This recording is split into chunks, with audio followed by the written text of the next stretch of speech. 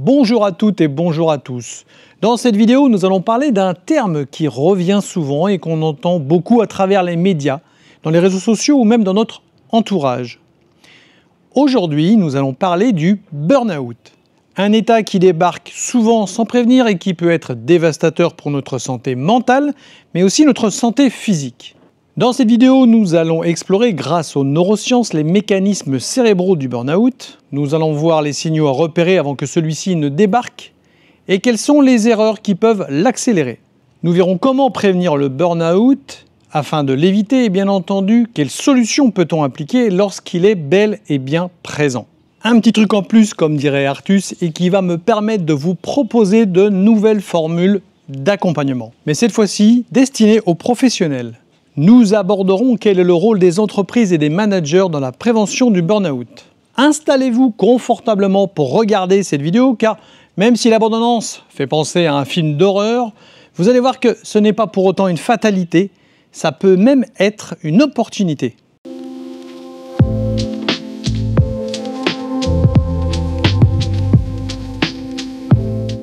Le burn-out, ce n'est pas juste un état de fatigue ou un ras-le-bol général, c'est véritablement un épuisement mental et physique causé par un stress chronique prolongé. Et dans notre cerveau, il se passe plusieurs choses. L'amygdale, cette fameuse glande qui gère nos émotions, a tendance à devenir hyperactive. Ce qui fait qu'on se sent anxieux, à fleur de peau, et on a l'impression d'être constamment sous pression. L'hippocampe, qui est responsable de notre concentration et notre mémoire, a, quant à lui, tendance à moins s'activer. Résultat, trou de mémoire, difficulté de concentration et dans le cas du travail, ça correspond à moins d'efficacité. Le cortex préfrontal, qui habituellement nous aide à prendre des décisions rationnelles et à gérer nos émotions, devient moins efficace et on a l'impression d'être dépassé partout, aussi bien professionnellement que personnellement. Et une des causes principales de tout ça, c'est une sécrétion excessive du cortisol qui, comme vous le savez, est l'hormone principale sécrétée pendant le stress. On l'a déjà vu dans des vidéos précédentes, un minimum de stress est indispensable pour la sécurité et le bien-être de nos systèmes, mais le stress permanent est extrêmement néfaste et même identifié aujourd'hui comme un poison. Alors comment repérer les signes avant-coureurs du burn-out ? Il est reconnu aujourd'hui que le burn-out n'arrive pas du jour au lendemain. Il a plutôt tendance à s'installer progressivement. Pour le reconnaître, quelques signaux peuvent vous alerter, à commencer par une fatigue chronique, le genre de fatigue qui ne disparaît pas malgré de bonnes nuits de sommeil. Si votre boulot ne vous intéresse plus alors que vous l'aviez choisi pour l'intérêt que vous lui portiez, si vous constatez une perte de motivation importante pour votre profession, si vous êtes en permanence à fleur de peau, si vous êtes beaucoup plus sensible qu'à l'accoutumée, tout ce qui vous entoure devient source d'irritabilité, si vous constatez des difficultés pour vous concentrer, pour prendre des décisions, si vous avez des douleurs inexpliquées, tous ces éléments sont précurseurs de l'arrivée du burn-out. Il est peut-être temps de lever le pied. On constate, malgré l'apparition de ces signes, une tendance à les rejeter, à cumuler les erreurs qui nous font foncer droit dans le mur. C'est une erreur assez commune qui nous est aussi imposée par la société et le monde du travail. On a souvent peur de se faire traiter d'incapable, qu'on nous dise que nous ne sommes pas à la hauteur du poste, et bien sûr, la peur de se faire renvoyer. Très souvent, on cache la vérité à nos collègues et à nos amis, voire même à nos proches.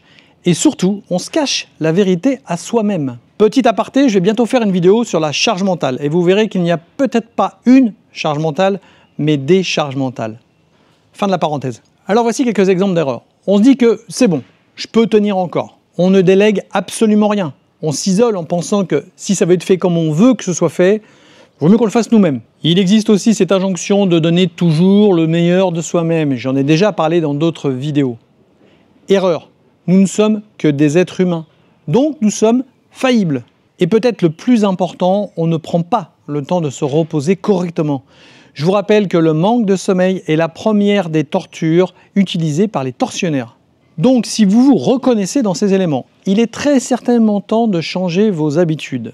Et bonne nouvelle, c'est l'heure des petits conseils, des tips, des astuces. Alors vous allez me dire, ce sont toujours les mêmes, mais ils fonctionnent véritablement. On va commencer par la respiration et la cohérence cardiaque. Je l'ai déjà expliqué dans d'autres vidéos, c'est le fait de prendre le temps de respirer et d'observer sa respiration. Je vous redonne la technique rapidement. On inspire par le nez pendant 5 secondes et on expire soit par le nez, soit par la bouche, également pendant 5 secondes. Faites ça pendant 5 minutes en essayant de vous concentrer au maximum sur l'exercice afin d'éviter un ressassement mental. Et évidemment, faites ça dans un endroit calme, sans téléphone, en veillant à ne pas être dérangé. Alors dans le cadre du travail, une pause aux toilettes. C'est pas très glamour comme endroit, mais c'est plutôt efficace. Respecter ses besoins physiologiques de base est aussi très important. C'est-à-dire bien dormir et manger équilibré. Car il est reconnu aujourd'hui que la malbouffe peut être facteur de mal-être mental. Revoir ses priorités et savoir déléguer. Et j'aimerais faire une parenthèse sur ce point. Depuis des décennies, peut-être même des siècles, on nous inculque que nous pouvons et nous devons tout contrôler. Mais il est clair que c'est impossible. D'ailleurs, la majorité des éléments échappent à notre contrôle, à commencer par ce qui se passe à l'intérieur de notre corps. Vous ne contrôlez pas les battements de votre cœur. La plupart du temps, votre respiration opère sans que vous ne vous en souciez. Nous ne contrôlons qu'une minorité des systèmes de fonctionnement de notre corps. Autre exemple extérieur, nous pouvons seulement prévoir la météo, mais il est impossible de contrôler la pluie ou le soleil. Et puis, même si ça apparaît comme une évidence, il est extrêmement compliqué de contrôler les gens qui nous entourent. C'est-à-dire comment ils pensent, comment ils réagissent, et ce pour toutes les raisons qu'on a déjà évoquées dans les vidéos précédentes. Il est peut-être donc temps de revoir ses priorités, notamment ce qui concerne la performance, car sans la santé, les performances chutent. L'élément le plus important pour prévenir le burn-out, c'est bien entendu de demander de l'aide, de partager ses difficultés. De l'aide que vous pouvez demander à vos collègues, à vos supérieurs peut-être, et puis pourquoi pas en parler à votre médecin ou des amis qui sauront vous écouter. Si malgré tous ces conseils, le burn-out est bel et bien installé, quoi faire? En premier lieu, et c'est le plus important, faire une pause réelle. Allez consulter votre médecin, expliquez-lui la situation. Il est fort probable qu'il vous délivre un arrêt de travail. Autre étape, accepter la situation. Ne pas la considérer comme un échec, mais plutôt comme un signal d'alarme. Notre corps nous envoie régulièrement des signaux quand ça ne va pas. Prenez le temps de les écouter. Le burn-out n'est pas considéré comme une dépression, mais c'est souvent une indication avant la dépression. Il peut en être le déclencheur. Et évidemment, dans des cas comme celui-ci, je vous conseille vivement de vous faire aider en tout premier lieu par votre médecin. Comme je l'ai déjà dit dans d'autres vidéos, peu importe la thérapie et le thérapeute qui vous accompagne. À partir du moment où il vous respecte et à partir du moment où il vous convient. Cependant, j'invite toujours les gens à d'abord consulter des professionnels de santé pour, au minimum, écarter les problèmes d'ordre médical.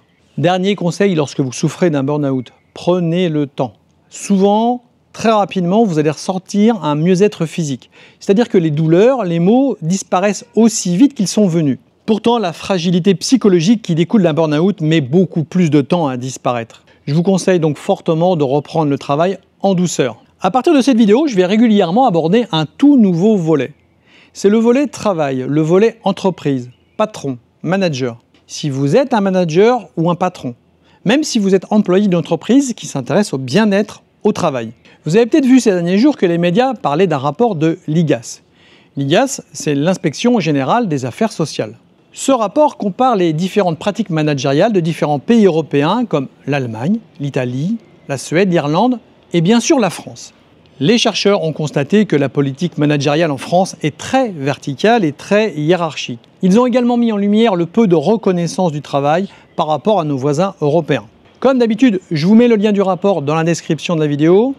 Attention, rien que la première partie fait 107 pages. Mais vous pouvez vous en faire un résumé par l'intelligence artificielle de votre choix, ça fonctionne très bien. Les entreprises et leurs responsables ont un rôle crucial à jouer. Déjà en valorisant mieux le travail de ses employés. Et pas seulement par une augmentation de salaire, même si ça fait toujours plaisir. Déjà en limitant la surcharge de travail, surtout pour remplacer des collègues qui ne font pas correctement le leur. Je pense que vous m'avez compris. En étant attentif à la déconnexion travail et vie personnelle. J'en avais déjà parlé sur la vidéo addiction que je vous mets en lien ici. En formant les managers responsables d'entreprise au bien-être de leurs collaborateurs. Et c'est là qu'apparaît la nouvelle corde à mon arc de compétences, puisque aujourd'hui je propose des analyses et des formations à destination des responsables, des managers et des collaborateurs, notamment dans la gestion de conflits, qu'ils soient internes ou externes, sur la gestion du stress en entreprise, mais également sur la prévention de l'agressivité et des agressions dans le monde du travail, malheureusement sujet de plus en plus présent dans nos sociétés. Comme pour mes vidéos, ces formations et ces sensibilisations s'appuient sur les neurosciences, les techniques de la communication hypnotique et de la communication non violente. Et voilà une opportunité à saisir. Pourquoi pas devenir le référent bien-être au travail de votre entreprise. Le burn-out n'est pas une fatalité, le comprendre, c'est déjà faire un grand pas pour l'éviter. Si vous vous sentez concerné ou que votre entreprise veut prévenir ces situations, contactez-moi. Ensemble, on peut mettre en place des solutions efficaces. Prenez soin de vous, likez, partagez, abonnez-vous et à très vite sur Projet Neurohypno.